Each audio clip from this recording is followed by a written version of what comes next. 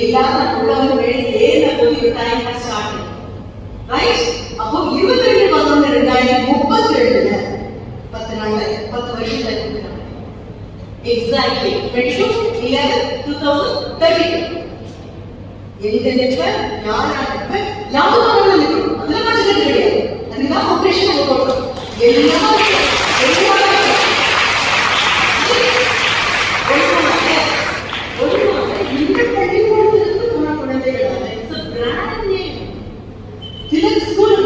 சாதாரண பேர் இருந்துச்சு, பிராண்ட் நேம்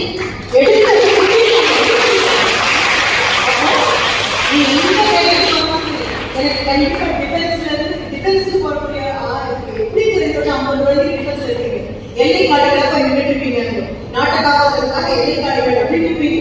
அத்தனை காடுகளை வைத்துக்கொண்டு அத்தனை காடுகளுக்கும் அப்போ